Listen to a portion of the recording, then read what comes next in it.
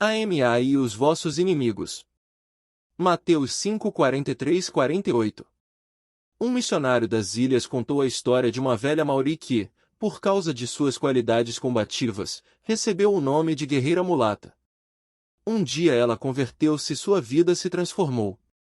Em certa ocasião ela dava testemunho a um grupo reunido em seus velhos antros de pecado quando alguém lhe atingiu com uma batata. Os que a conheciam esperavam ver uma explosão de fúria. Em vez disso, ela baixou-se, apanhou a batata e guardou-a no bolso do avental. Terminado o testemunho, voltou para casa. Passou algum tempo e chegou a ocasião do culto de ações de graça do outono. Era costume dos crentes trazer dos frutos de seus labores para ofertar ao Senhor na festa da colheita. A guerreira mulata trouxe um saco de batatas. Indagada a respeito de sua oferta, explicou-lhes que a batata que lhe atiraram naquele dia, ela cortou-a, plantou-a e agora dava ao Senhor os frutos do aumento. Nosso Senhor chocou a multidão congregada ao seu redor quando se referiu à pergunta dos que desejavam saber quão bom tem de ser o homem para agradar a Deus. Disse-lhes: amai os vossos inimigos. Nesta declaração sublime, em que Nosso Senhor mostrou os resultados da justiça na vida de uma pessoa, ele introduziu um conceito desconhecido dos que seguiam aos fariseus. Ensinavam estes que o justo tinha a responsabilidade de amar. Afinal de contas, o fato era inegável no Antigo Testamento. Uma vez que Deus é amor e a justiça é manifestação da natureza divina no Filho de Deus, o crente deve demonstrar aos homens que ele pertence ao Pai Celestial. Mas o conceito de amar o inimigo parecia contrariar todo o ensino do Antigo Testamento. Não obstante, Nosso Senhor ensinou: ouvistes que foi dito, amarás o teu próximo, e aborrecerás o teu inimigo. Eu, porém, vos digo, amai os vossos inimigos, bendizei os que vos maldizem, fazei bem aos que vos odeiam, e orai pelos que vos maltratam e vos perseguem, para que sejais filhos do vosso Pai que está nos céus. Mateus 5, 43-45, ed. Reverendo Cor. O princípio de amar os amigos e odiar os inimigos tinha, por certo, precedente no Antigo Testamento. Não te vingarás nem guardarás ira contra os filhos do teu povo, mas amarás o teu próximo como a ti mesmo. Eu sou o Senhor. Levítico 19, 18. Nos mandamentos, ordenava-se aos israelitas que amassem o próximo. Nesta passagem, próximo significava qualquer um que fosse membro da comunidade de Israel. Era-lhes estritamente proibido vingar-se ou guardar rancor contra os filhos de seu povo. Pelo contrário, a ordem era: amarás o teu próximo como a ti mesmo. Porém os filhos de Israel formavam apenas um pequeno segmento da população da terra. Pela lei de Deus, haviam sido separados dos demais povos. Era-lhes proibido comportar-se como se comportavam os outros, vestir-se como os outros se vestiam, comer como os outros, e casar-se com estrangeiros. Deus desejava conservá-los um povo à parte para seu próprio uso. A lei exigia amor familiar dos que pertenciam à comunidade e à família. Porém a lei nada dizia de sua responsabilidade para com os de fora. Houve, de fato, ocasiões em que estavam proibidos de amar aos que não pertenciam ao círculo doméstico. Nenhum amonita nem moabita entrará na Assembleia do Senhor, nem ainda a sua 10ª geração entrará na Assembleia do Senhor eternamente. Porquanto não foram ao vosso encontro com pão e água, no caminho, quando safeis do Egito, e porque alugaram contra te a Balaão, filho de Beor, de Petor, da Mesopotâmia, para te amaldiçoar.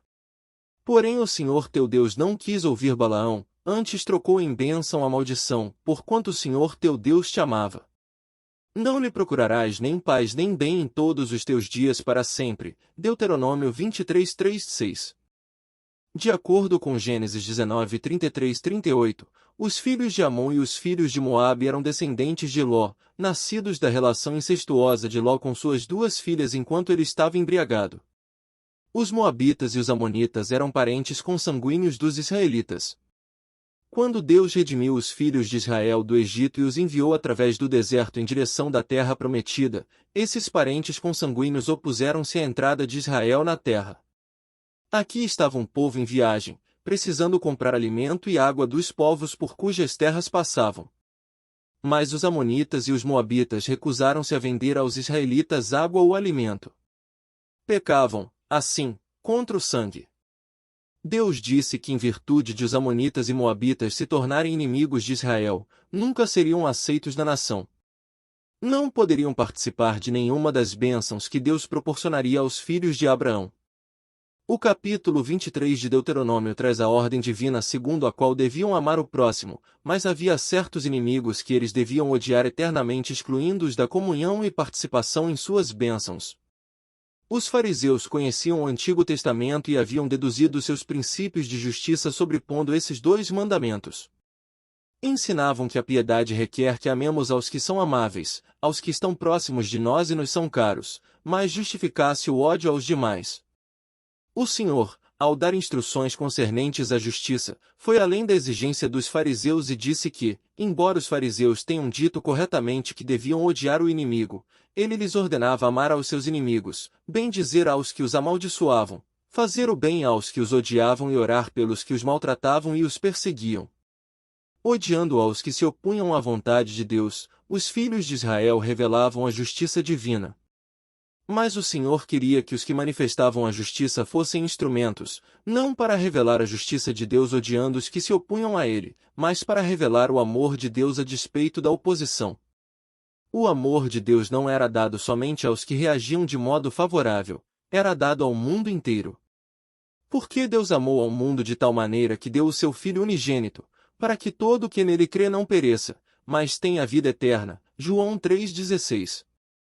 Embora Israel, pela exclusão dos amonitas e dos moabitas, se tornasse instrumento para revelar a justiça divina, Deus preparou um povo que fosse instrumento para revelar o insondável amor de Deus que ultrapassa todo o comprimento, largura, altura ou profundidade de entendimento. Portanto, disse Cristo, se a pessoa quiser provar que é filho de Deus, ame como Deus amou. O amor de Deus não é discriminatório nem seletivo. Nosso Senhor acentuou esse fato em Mateus 5,45 ao dizer que Deus faz nascer o seu sol sobre maus e bons, e vir chuvas sobre justos e injustos. Sol e chuva representam todas as bênçãos que a mão de Deus dispensa aos homens. Contudo, Deus não manda tempo nublado aos injustos e faz o sol brilhar sobre o vizinho justo. Deus não envia chuva à roça do justo e nega-a à roça adjacente porque o seu dono é injusto. Quando Deus envia suas bênçãos, elas chovem sobre toda a terra, sejam os homens justos ou injustos. Tal é a natureza do amor de Deus. Quando Deus, afinal, proporcionou a bênção da salvação para os pecadores, fê-lo para todos os homens, porque Jesus se tornou propiciação pelos nossos pecados, e não somente pelos nossos próprios, nós que cremos, mas ainda pelos do mundo inteiro. 1 João 2,2. Embora o mundo todo não colha o benefício da salvação, Cristo morreu pelos pecados do mundo. Tal era o amor de Deus, que a salvação foi derramada sobre os justos e sobre os injustos. Se alguém discrimina em suas afeições, tal pessoa não manifesta o amor de Deus, que não tem limites. Ao apresentar o amor de Deus, Nosso Senhor não falava no contexto das emoções, mas da vontade. Embora nem todos provoquem em nós uma reação emocional favorável, não obstante podemos desejar satisfazer as necessidades que conhecemos, o amor de Deus é um amor da vontade, ele reconhece as necessidades do objeto da afeição divina, e move as poderosas mãos de Deus para satisfazer essas necessidades. Quando alguém vê outrem em necessidade, à parte das emoções ou a despeito delas, faz algo por essa pessoa, ele está amando como Deus ama. Amar aos nossos inimigos significa buscar o bem e o benefício deles. Paulo tinha isto em mente ao dizer que o amor de Cristo nos constrange. 2 Coríntios 5,14. Ele foi hebreu de hebreus. Aprendeu todos os preconceitos dos hebreus contra os gentios. Para os hebreus, os gentios eram um povo impuro e detestável. O hebreu que entrava em contato com um gentio ficava cerimonialmente impuro, portanto, em obediência à lei, evitavam todo contato com os gentios. Mas Deus, no mistério de sua vontade, alcançou este hebreu de hebreus, e o nomeou seu representante para levar o evangelho aos gentios. Paulo submeteu-se à vontade de Deus. Perdeu ele de imediato todos os seus velhos preconceitos e receios? Tornaram-se os gentios subitamente atraentes para ele? Nada disso. Os gentios não causaram reação emocional no coração do apóstolo, mas ele pôde interessar-se pelo bem-estar deles. Assim ele se entregou sem reserva à pregação do Evangelho aos gentios. Foi motivado pelo amor de Cristo e buscou o bem dos gentios. Por que um missionário deixa as comodidades e companheirismo de seu país e vai para uma terra estranha? Será por aquela gente despertar em seu coração uma resposta emocional? Não, isso é impossível. Mas porque se preocupa com o bem-estar deles, reconhece que estão perdidos, e deseja levar uma mensagem de salvação aos que nunca a ouviram. Ao preocupar-se com seu bem-estar, ele manifesta o amor de Deus aos que podem naturalmente não ter nenhuma atração e não ser amáveis. Gostaria de provar ao mundo que você é filho de Deus? Nosso Senhor diz para prová-lo mediante o cuidado e interesse por aquele com quem não há laços emocionais. Tome um estranho ao círculo doméstico, ou ao círculo de amigos, ou talvez ao círculo dos conhecidos. Ame os inimigos. Responder às necessidades dos que fazem parte de sua família é revelar afeição natural. O homem natural ama a sua esposa e aos filhos, procura o bem-estar deles, prove para suas necessidades. Essa afeição é natural. Amar aos membros da família de Deus é manifestar apenas afeição natural. Sair do círculo daqueles com os quais nos identificamos e interessar-nos pelos de fora é demonstrar afeição sobrenatural.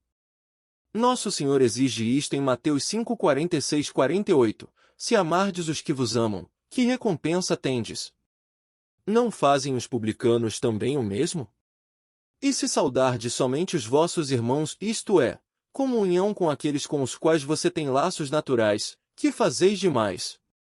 Não fazem os gentios também o mesmo? Portanto, sede vós perfeitos como perfeito é vosso Pai Celeste.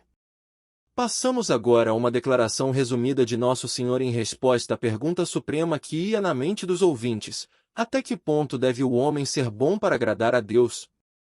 A resposta de Cristo foi: tão bom quanto Deus.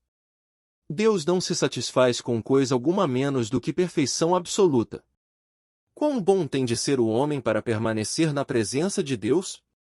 Tem de ser tão bom quanto Deus. Se ele fica ligeiramente aquém do inviolável padrão de Deus, da santidade inalterável, é inaceitável a Deus. Qual é o padrão de Deus? Sede vós perfeitos como perfeito é o vosso Pai Celeste. Se reexaminarmos o capítulo 5 de Mateus, veremos que o Senhor tocou em diversas áreas da vida humana. Deus não odeia, portanto, se o homem for perfeito como Deus, também não odiará. V 21:26. Deus não tem desejos impuros, se o homem for perfeito como Deus, não terá desejos impuros. V 27:32. Deus não engana, se o homem for perfeito como Deus, não enganará. V 33:37. Deus não se vinga do dano causado, se o homem for perfeito como Deus, não se vingará. Não insistirá em fazer valer seus direitos. V 39:42. Deus não discrimina em sua resposta às necessidades. Se o homem for perfeito, amará não só aos amigos mas também aos inimigos. V 43:47. Essas são as marcas de um homem verdadeiramente piedoso. Que é a justiça? Justiça é o caráter de Deus reproduzido nos seus filhos. Que é a piedade? É a conduta de Deus reproduzida nos seus filhos. Tudo que for impróprio à santidade de Deus é impróprio na vida dos seus filhos. Ódio, luxúria, dolo, insistência em seus próprios direitos e amor que discrimina não são características da piedade, são características do homem natural. Pedro, que ouviu Nosso Senhor falar nesta ocasião, escreveu: segundo é santo aquele que vos chamou, tomai-vos santos também vós mesmos em todo o vosso procedimento, porque escrito está: sede santos, porque eu sou santo. 1 Pedro 1:15-16. Deus colocou perante seus filhos exigências muitíssimo altas, e não é por serem inatingíveis pela carne que Deus vai rebaixar seus padrões.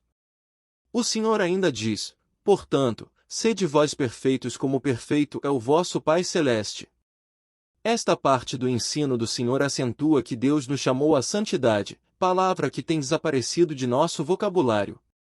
Não obstante, É o padrão de conduta do Filho de Deus, conforme revelam claramente as palavras do Senhor em Mateus 5:20.